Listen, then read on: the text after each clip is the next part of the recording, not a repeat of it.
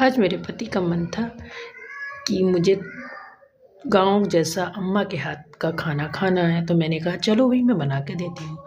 तो मैंने ऊपर चूल्हे पर जल्दी से आग जलाई और उनकी फेवरेट मिक्स सब्ज़ी बनाने का प्लान किया। तो देखिए बनाना शुरू करते हैं। अब मैंने कढ़ाई रख दी है चूल्हे पे और सारी सब्जियां काट दी है मिक्स सब्ज़ी बनाने के लिए, और उसमें तवा क्या कहते हैं तेल चढ़ाया है। तेल चढ़ा के उसमें मैंने प्याज, टमाटर और हरी मिर्च, अदरक ये सब डाल दिया है। अब इसको हल्के से मैंने भूना है। उसमें फिर बेसिक से मसाले हल्दी, मिर्च, गरम मसाला, जीरा, धनिया सब डाल दिया है। देखिए थोड़ा सा पानी डाल देंगे, इससे हमारा मसाला अच्छे से भुन जाएगा।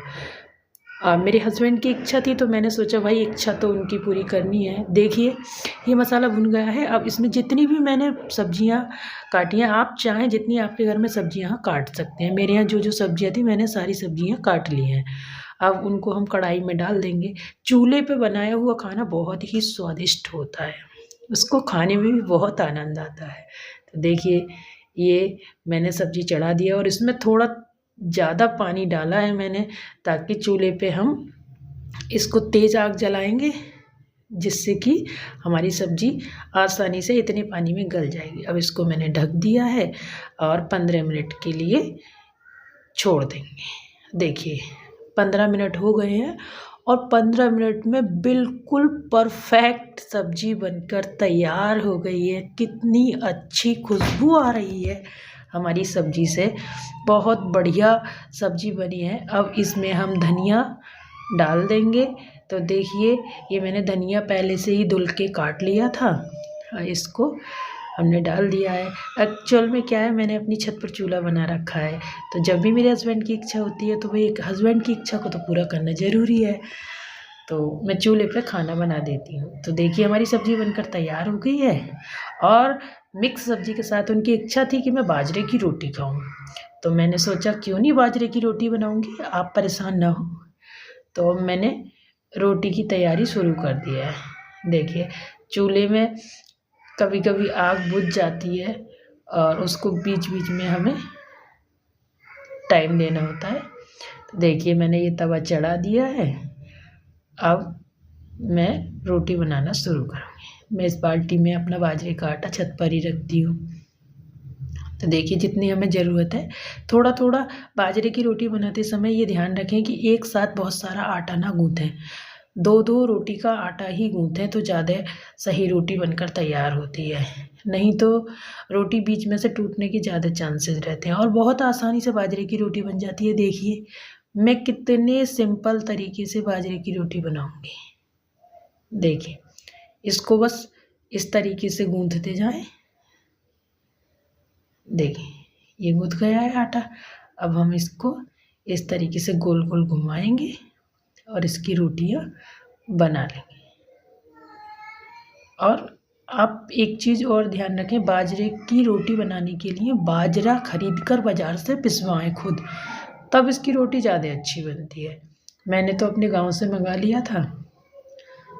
देखिए इसको इस तरीके से हम बनाएंगे, थोड़ा थोड़ा पानी लगा के। अगर आप बिगनर हैं, अगर आपने कभी नहीं बनाई है बाजरे की रोटी, तो आप आटा सूखा लेकर उसमें हाथ लगाकर तब रोटी बनाएं।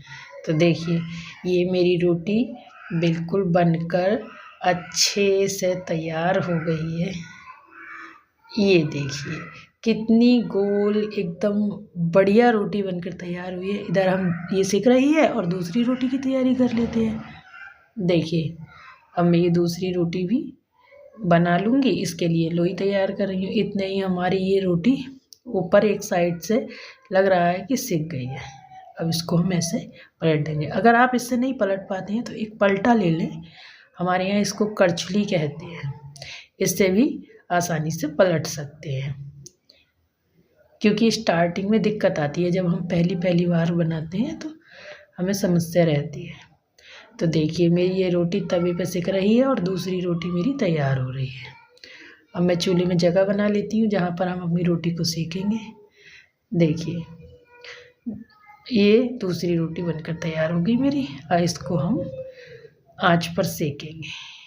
देखो बिल्कुल धीमी धीमी आंच पर ये सिक रही है, इतनी अच्छी तरीके से धीमे धीमे सिक रही है कि इसको खाने का तो आनंद ही कुछ अलग होता है। चूल्हे की रोटी खाने का बहुत अलग एक अपना आनंद होता है, एक टेस्ट होता है, बहुत अच्छा स्वाद आता है। और बाजरे की रोटी सर्दियों में बेसिकली बहुत ही फ़ायदेमंद रहती है। ये हमारे शरीर को गर्माहट देती है और इसको मिलेट भी कहते हैं।